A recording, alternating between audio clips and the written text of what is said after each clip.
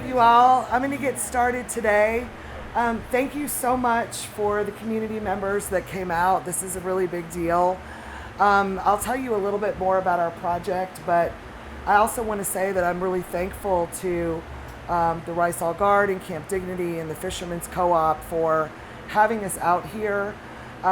We excavated when we were here in 2019 over on the other side of the building here. So of course, oral histories, your stories, say that this is the oldest part of the island that was settled. Archaeology also confirms that. So I want you to know that, it's just another what we would call line of evidence to help prove the case for the Rice All people and this area that should be protected both environmentally but also culturally. It means a lot to me to get to be here. I've been watching the story and saw when there started to be buildings going up over here and was of course a little bit panicked about that. And then you all came in and occupied this space. And it's just really special to get to be here because I've been watching your story. So thank you so much for the warm welcome. And I'll get started here. I won't keep you too long, but I wanted to give you an overview of, let me change this here, about our project. So today I just want to tell you a little bit about our project, which is what we would call a community-led project. We are only here because you allow us to be. And we really, really appreciate you letting us come into the community and work with you all. Your history is fascinating and deep, and so not only do we enjoy the work, but we enjoy getting to be here and to meet you all, which is a very, very important part of the project. So I'm going to tell you a little bit about our research focus, why we're doing what we're doing, how we're doing what we're doing, what we're doing here this year. So if you see us out and about, you'll know what we're doing. And then also I want to let you know the results from the 2019 field research season that we already did, because it's public information and we want to make sure that everybody who wants to know about it does. We are recording this, so we will also post it as well so the community can have a copy of it. So we'll get going here. So a little bit about the project. It started basically in 2017. Dr. Chuck Orser, who was a mentor of mine and has become a colleague, kind of happened upon Providence Island and some of the research that he was doing, and he said, how have I not heard of this wonderful place? And so he started researching it. I got involved with him as well, and ultimately he made a trip here to talk to people on the islands. And he worked with Javier Archbold, who we are still working with. Javier is also presented internationally with the project as well, in Colombia and in some other places as well. So in 2018, Dr. Mayfield, who is me, I traveled here to present the project and do a prior consult with local community members. As you know, we are permitted at the federal level, but then we go to the community and we get permissions, which I would have done anyway, but I will say that I'm glad that they do it that way. It's important that the community understands what we're doing and says that we can be here. So I came down here. I do have a list of the prior consult members, which we are still in contact with. If anybody would like to get more information on that, I'll have my email at the end, and anyone can email me. I will answer absolutely any questions that you have. So I came out, and what I did was I basically walked around. I had about a week to talk to people before I had to present to the committee, and I just walked around and talked to people. One of the reasons that this type of archaeology or research I think works very well is that we talk to the community about what they want, but also as an outsider, how am I supposed to know maybe what I would like to look at without talking to the local community? One thing that really stood out as I kind of walked around and showed people pictures of artifacts and said, you know, what do you want to know about history? How can I help with what you're already doing? Because all of, you know, there's a lot of activity with native Rysal working on these types of issues. So I thought, how can we add to what you're doing, not necessarily do something different, but take our expertise and add to what's going on.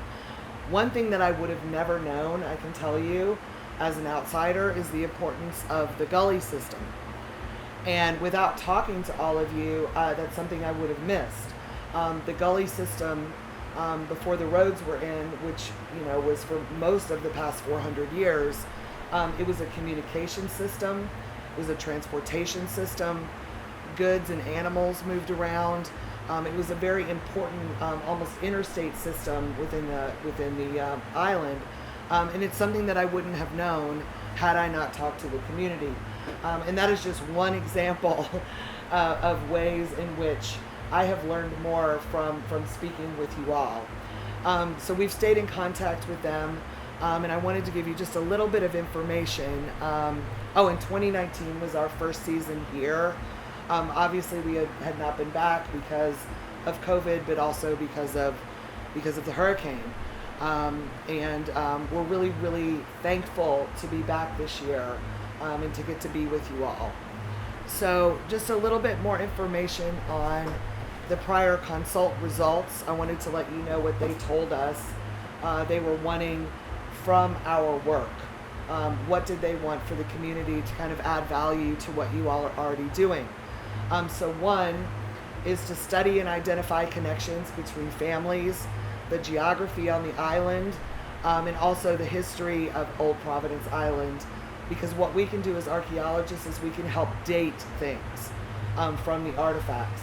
And so to add value to the oral histories and to be able to back up the oral histories, which I can tell you that the archaeology absolutely does.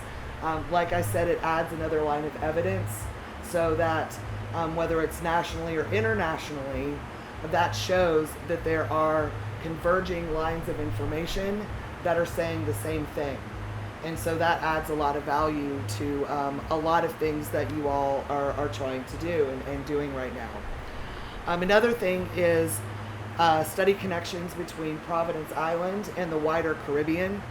There are connections, of course, as you know, between the Mosquito Coast, Honduras, Jamaica, and Barbados, and wanted to make those connections, which we're still working on. What I can tell you is that even within kind of the Caribbean theater, I guess you could say, or environment, Old Providence is very unique still within the Caribbean itself. And we'll go over a little bit more about that as well. I mean, you all know this, but it always is a little weird presenting because you all know, but this is information that is corroborating the oral histories, which I think is good. So the other thing is connect Rysal students with students from the I meant to say international students as well, from the United States and international. We have students here. Last time we did work with the Junine School, but things are still a little bit, they're still getting organized there. We will be back. We did excavations at the school with the students last time, and it was really, really fun. So we'll continue to do that. We are going to be working with some students as well. We have some students coming over next week to help us work in the laboratory that we've got set up. They're going to help us wash artifacts, start to learn about what artifacts look like, because they don't necessarily look like you think. It's trash, right? It's things that people broke and threw away. And so I think sometimes it's easy to overlook something that might be very important. And so we want to work with the students to hopefully inspire them. And it's kind of hard to inspire 12-year-olds. Sometimes they're not that excited about things. So, but every time they work with us, they usually spend a few minutes not being excited, and then and then they're very much into it. So this is something that they asked for us to do as well. Also expose and socialize Rysal, like I said, especially young people, to archaeological and historical methods and materials. What do you do with these materials? How do you store them? How do you clean them? So that's important as well.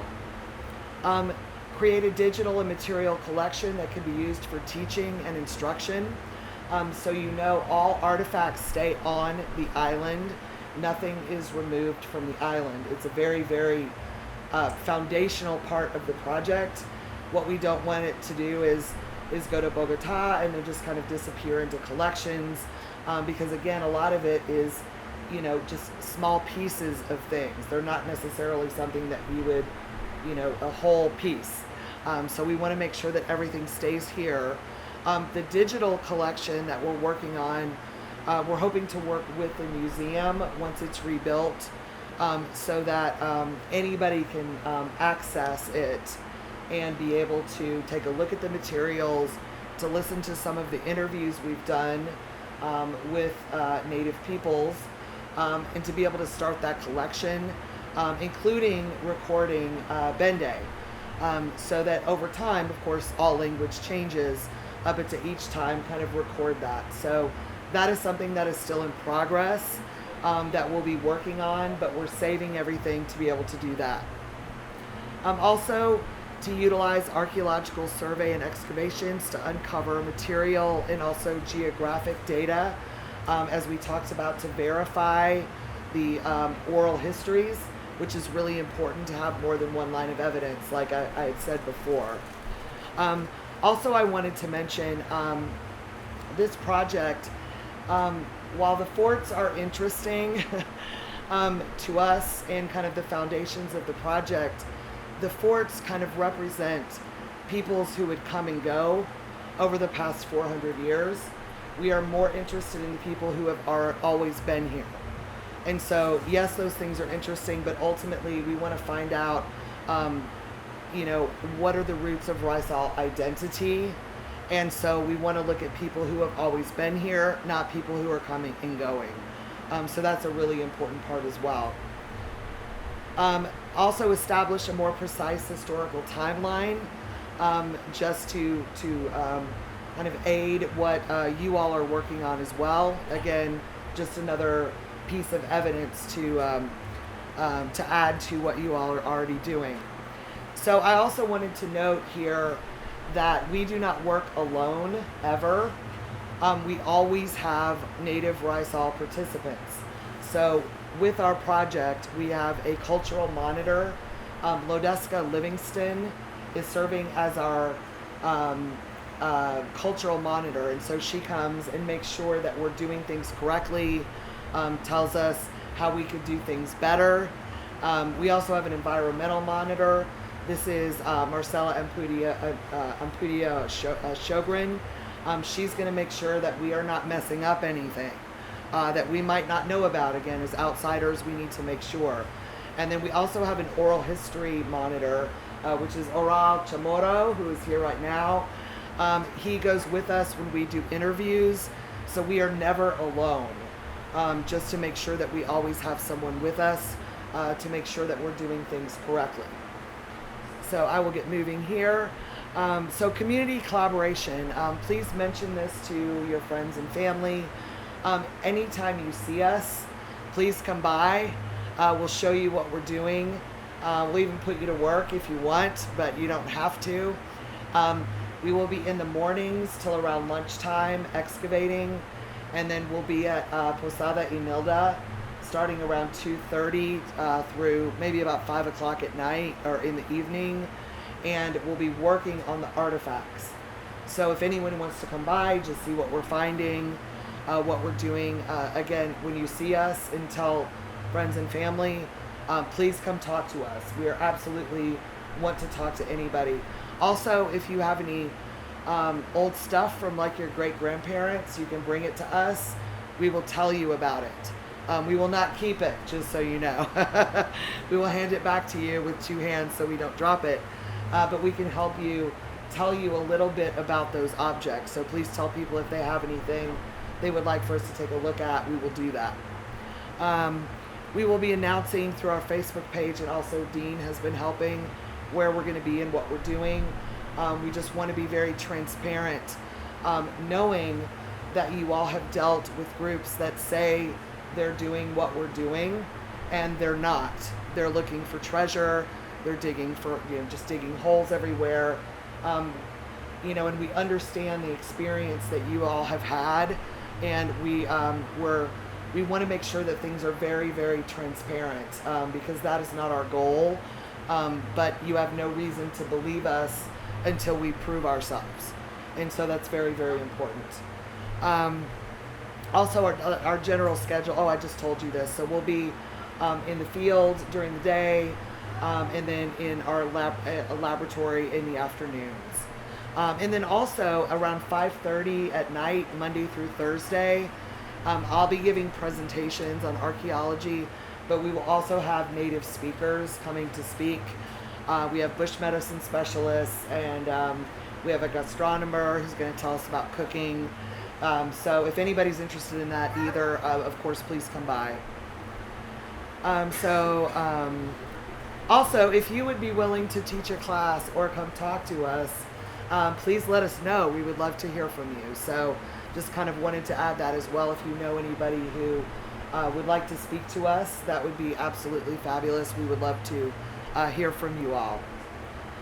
So just so you kind of know our basic kind of general what we're doing right now, the big thing that we're trying, this is a long-term project, so there's only so much you can do every year.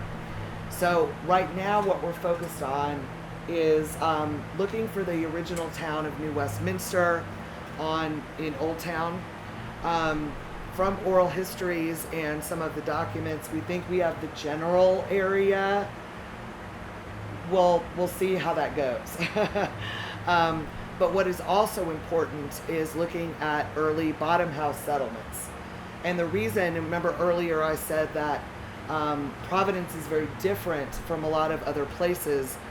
One of the real big differences is that at the same time, there were colonists living here, whether by force or by choice.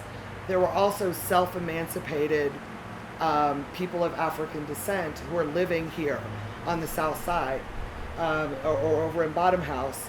And that is very unique, because in most places, Maroons or self-emancipated peoples would go somewhere and hide where no one could find them, right?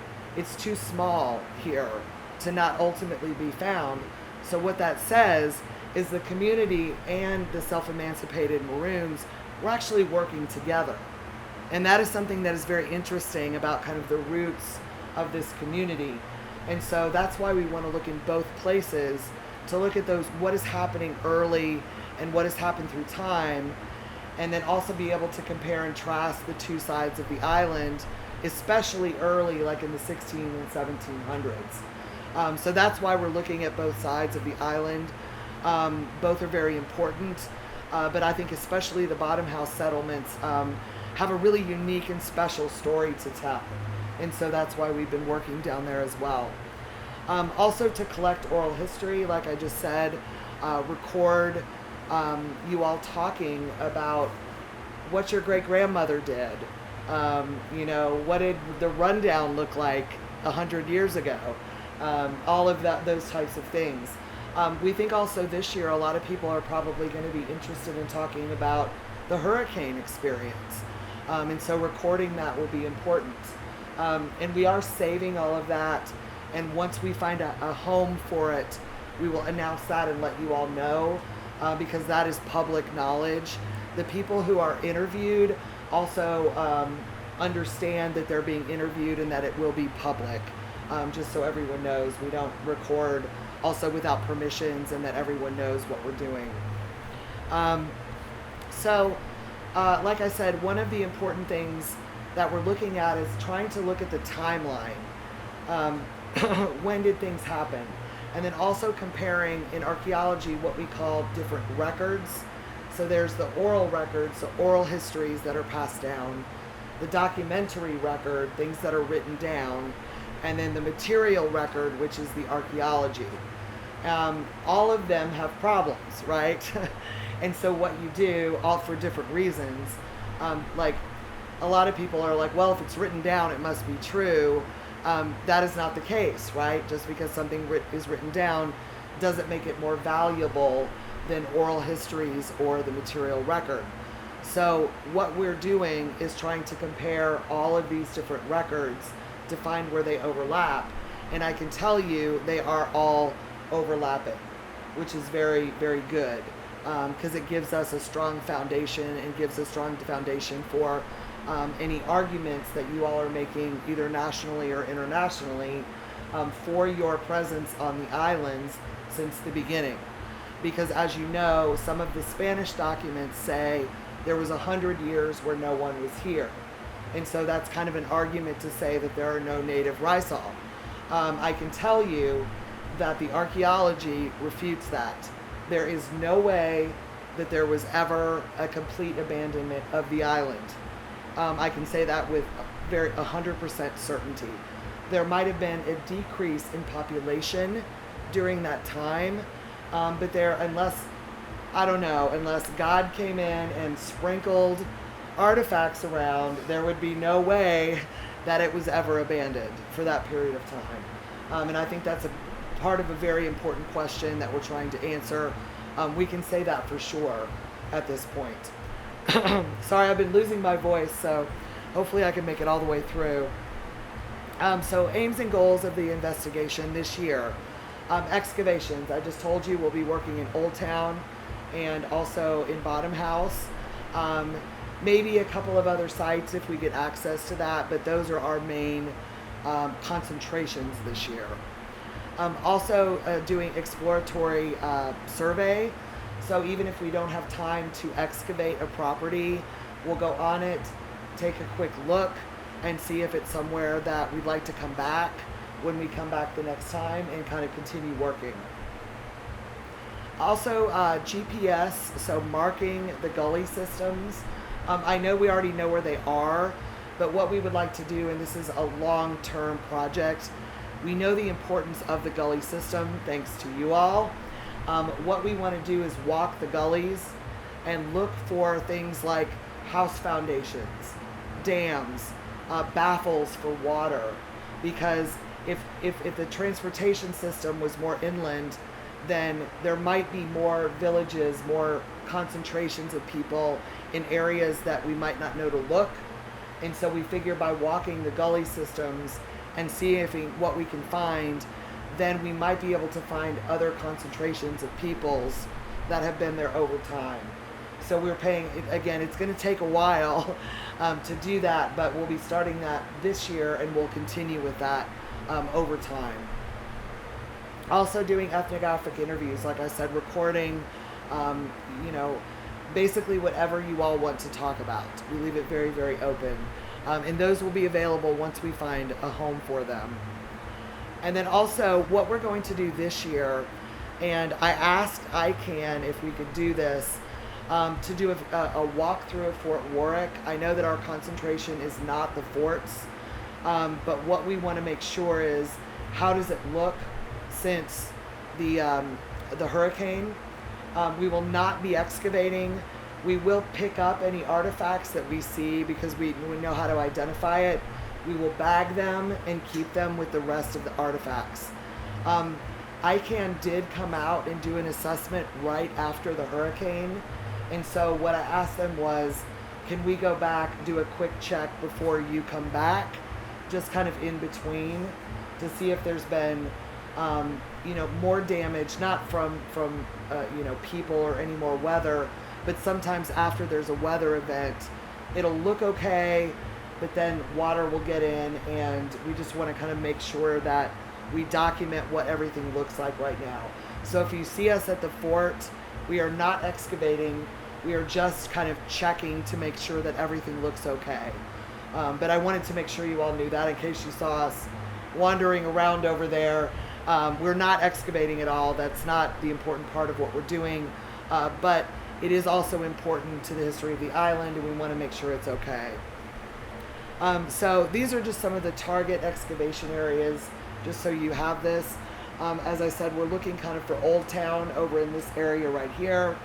Down here in Maroon Hill is where we're looking for those early Maroon colony, one colony. There might also be another one up in the Diamond Hill area.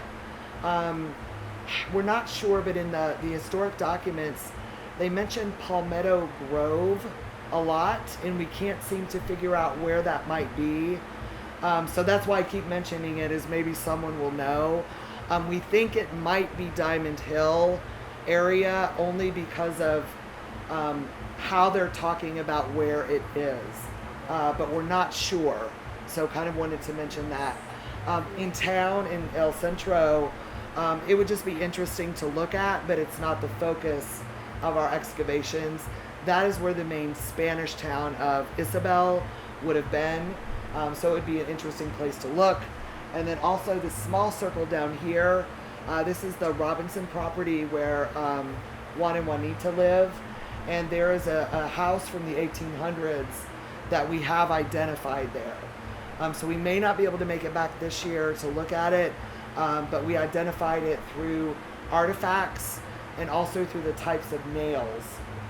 Nails are a very important, I know they seem boring, but they're a really important part of archaeology because nails used to have to be made one by one.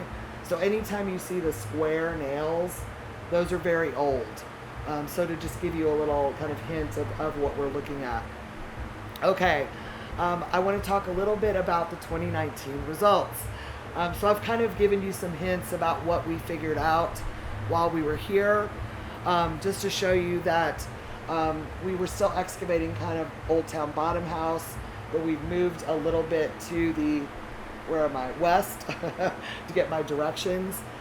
These are the sites where we got access, and I can also post this so you can all have copies of this as well. I'll post it to the website. So we're at the Jeanine School. You can see up here we're site 3. We're on site 3 right now where we excavated, and then also right across the street we looked as well. And then this is the Robinson property, Juan and Juanita's place, and then we excavated across the street from Posada y Nilda as well. So we got quite a bit of work done. We put, there were 16 units, which is quite a bit that we put in, and we collected almost 2,500 artifacts. And we also interviewed 17 individuals as well. So hopefully we'll get to do that many this year as well. And once we find a home, we'll have a really, really good collection for you all to have. So a little bit about the materials. These were from Juan and Juanita's. Their site is actually pretty old. It has artifacts dating from the 1600s all the way till now. So that was one of the older sites that we looked at last time on the near Bottom House. And what's interesting is that from the documentary records and also the oral histories, I think that dock area might have been a way that people were escaping the island, because it was sheltered and the big boats couldn't get in there. So you would need those flat bottom boats to be able to get in and out.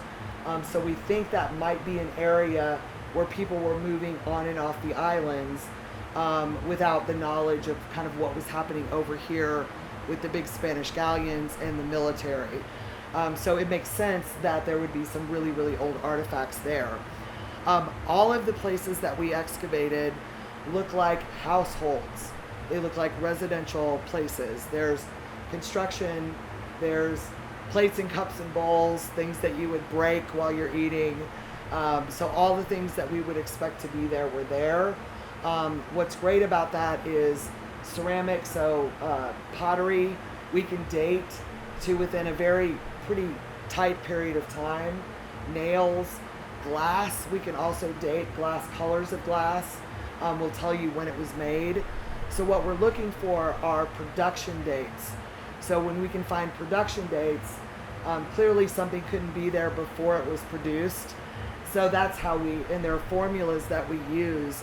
By putting all of this together, we can put together what's called a mean ceramic date. So what we can say is we can run all these formulas on the production dates and say that this period of time, so it was occupied from this to this, we're sure. This is the period of time where the most people lived here. So we're also able to find that information out. So in Old Town, this was the oldest site, and this is the oldest site that we have looked at so far. So you can see some of the dates over here. This means it's the median occupation date. So right in the middle. It doesn't mean it's the earliest. It means it's kind of right in the middle when there would have been the most people there. So that's what those numbers mean. This is this beautiful bottle we found. And we were so careful because we were sure it was just going to fall apart. It's about this big. And we got the whole thing out without breaking it. So it was barely about to fall apart, but we got it out. Just to kind of show you that, I'm sure you've seen all of these in your garden when you've been digging stuff up or working on your house. These are the types of things that you've probably already seen. As you know, all of Providence is an archaeological site. So anywhere you put a hole in the ground, you will probably find something. Now we're trying to target certain areas, but again, anywhere we get to take a look is important because that's important information. So just a few things here. What I like to do is break it up by the type of materials. And so, as expected, most of what we found are pottery and glass and construction materials. And so that was expected. That's what people have around their house. And so we always want to check it, right? But so this is the whole assemblage, all of it put together. This is Old Town then, broken out. And this is Bottom House broken out. And you see here, they're very similar, other than we found a lot more glass down in the Bottom House area, but those numbers kind of can move back and forth. But we like to do the whole thing and then compare and contrast the different sides of the island. So use categories. You're like, archaeologists are so boring, right? So we like to look at what things are made of, but also what did you use them for? That's the important thing as well. And so foodways, as you see here, are where most of the artifacts come from. So cooking food, storing food, serving food, all of those things, because we're doing it over and over and over again, those things get broken and then they get into what we would call the archaeological record. So those are the things that we're interested in, is what did people use every day? Not necessarily special items, those are fun, but ultimately, what are people doing every day? How are they eating? What are you eating? I think that's an important part too. Like I said, I'm hoping we'll find an early evidence of the rundown.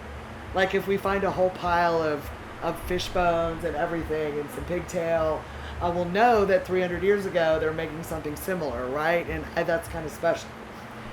So also then you can see here household items, things like broom handles, locks from doors, tiles from roofs, things like that is another category, which of course you would expect to find in a household. And then ceramic forms. So we also break it down into, is it a plate or a cup or a bowl? And the reason that this is important is it's cuisine, right? So if there are more bowls than plates, it probably means that things like soups and stews were being eaten. You can't pour soup onto a plate. I guess you could, but it wouldn't stay on there very long.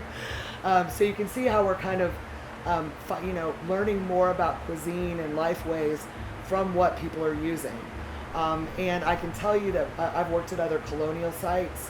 If you're looking at, let's say, a very British or Spanish section, they're going to have more plates than bowls.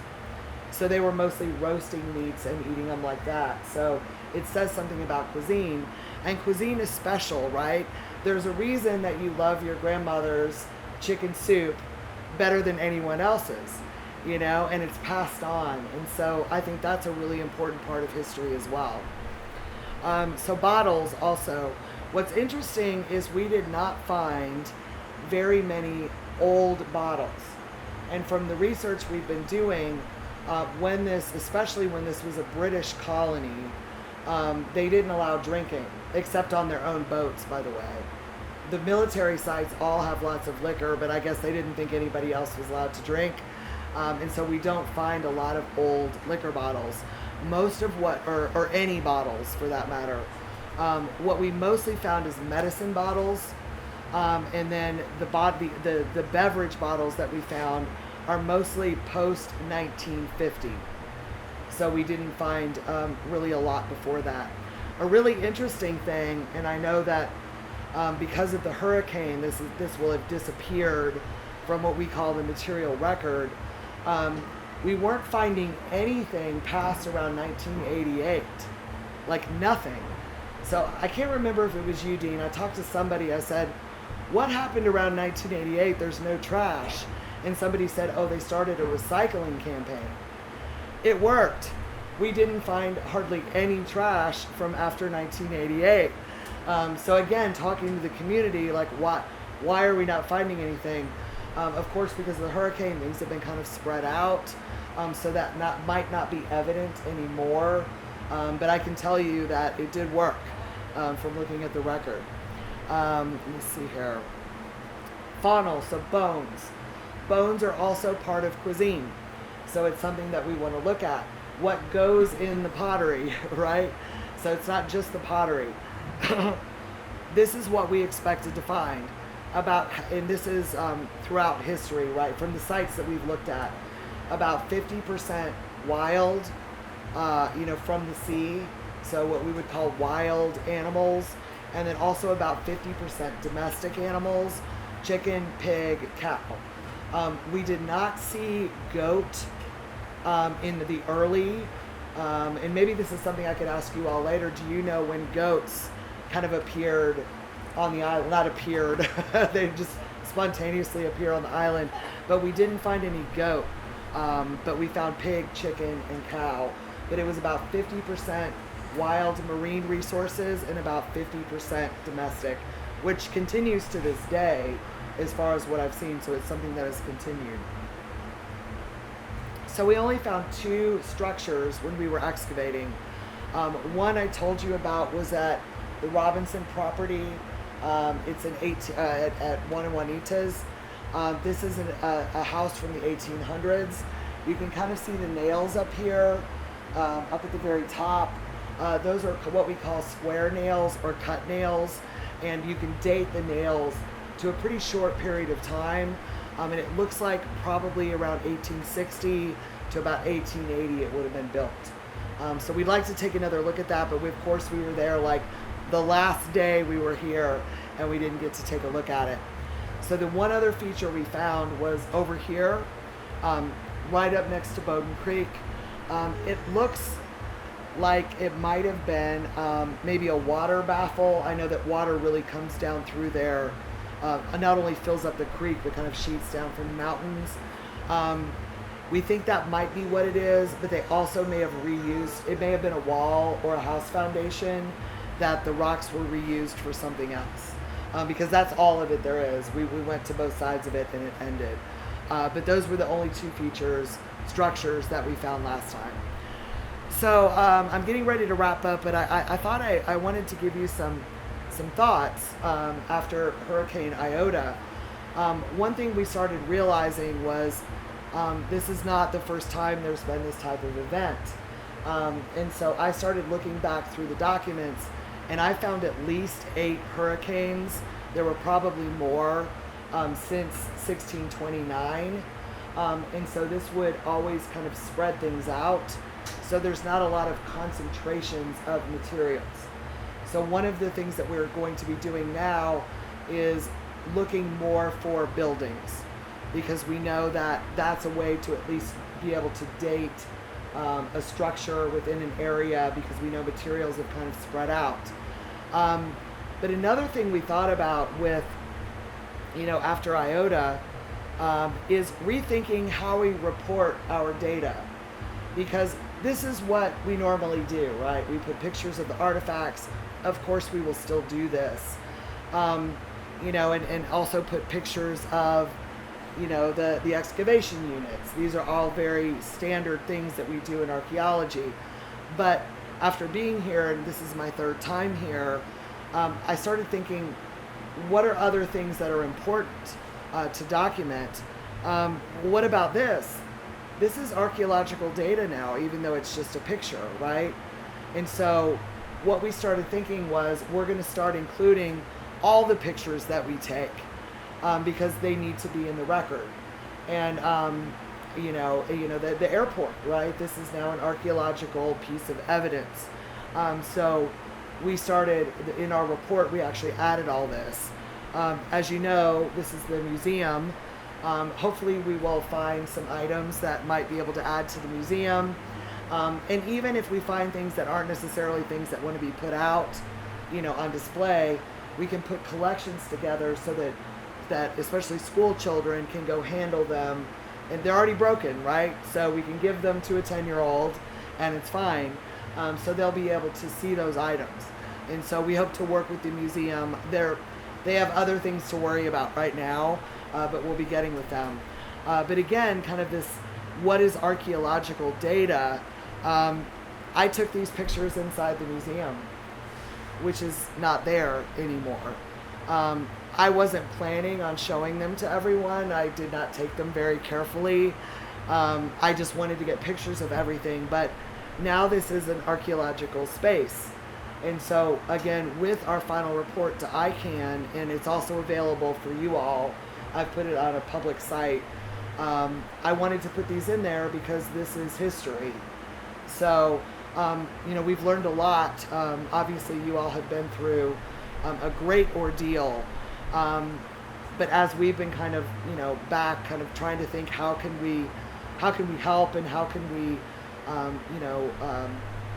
continue to document history, that these types of things that we didn't really think of as important, all of a sudden became important.